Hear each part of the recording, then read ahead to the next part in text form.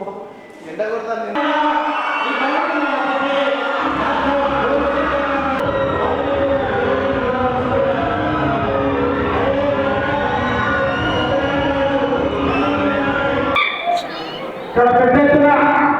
మరి ఈ యొక్క కార్యక్రమాన్ని నిర్వహించాలనుకుంటున్నారు. కానీ మరి నేను ఆశించిన సమయం షెడ్యూల్ బిజీ షెడ్యూల్ ఉన్నా కూడా ఈ యొక్క మరి 2012వ సంవత్సరంలో మరి అందరం కూడా సంఘటితమై తెలంగాణ ఉద్యమాన్ని ఉధృతం చేయాలనే మరి ఒక గొప్ప లక్ష్యంతో మరి సమీక్ష పాలనలో మరొక డిస్ట్రిక్ట్ యూనివర్సిటీ కావాలని చెప్పి నాడు మరి ముఖ్యమంత్రి కిరణ్ కుమార్ గారు రోజుగారు గారి మరి క్యాబినెట్ లో కూడా మరి అనేక విధులు అనేక కార్యక్రమాలు నిర్వహించి తెలంగాణ మారుకోట శ్రీరంగంలో ఏర్పాటు చేయాలని అనేక ఉద్యమాలు చేయడంలో మరి ఎన్టీఎస్ పోషించడం జరిగిందని ఆ యొక్క పోరాటం ఈ రోజుల్లో మరి ఏర్పాటైనటువంటి టీచర్ యూనివర్సిటీకి మరి అలా ఎన్టీఎస్ మరి ఆ యొక్క సంఘం నాకు మంచి చేయాలని వచ్చా నడిచేయాలని వచ్చా కానీ ఒక లోపం ఉంది.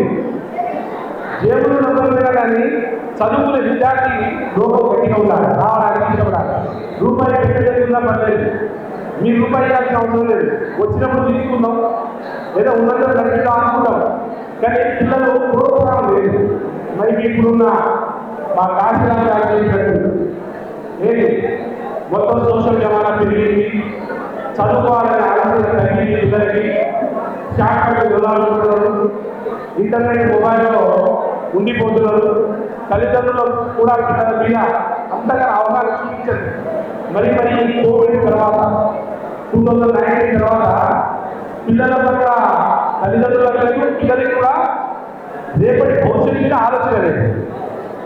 ఇది అవగాహన కల్పించాలనే ఆలోచన కూడా చేయాలని రావడం జరిగింది.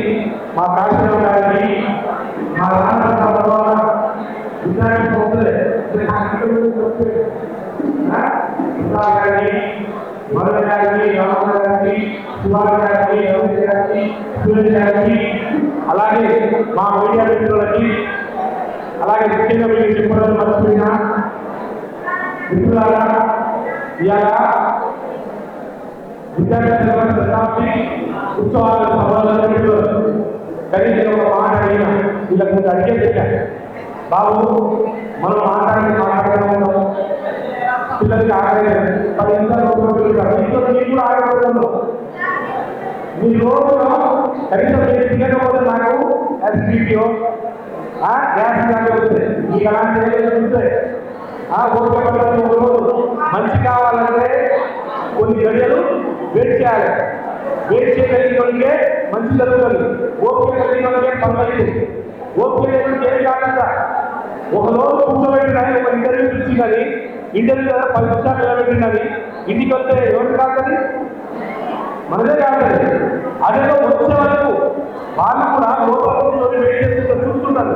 ఇప్పుడైతే బయట రాగలుగుతారు, లేదంటే సీసీ కెమెరాల ద్వారా చూస్తారు వీడు ఎంత క్రమశిక్షణగా కూర్చున్నాడు, చూస్తున్నారా లేదా, నిలబడ్డా లేదా, లేదా ఫోన్ మాట్లాడకుండా అటు ఇటు తిరుగుందా, నిర్లక్ష్యం ఉందా, దాని మీద శ్రద్ధ ఉందా? శ్రద్ధ ఉందా? నేను కూడా బయట కూర్చొని చూస్తున్నాను కదా.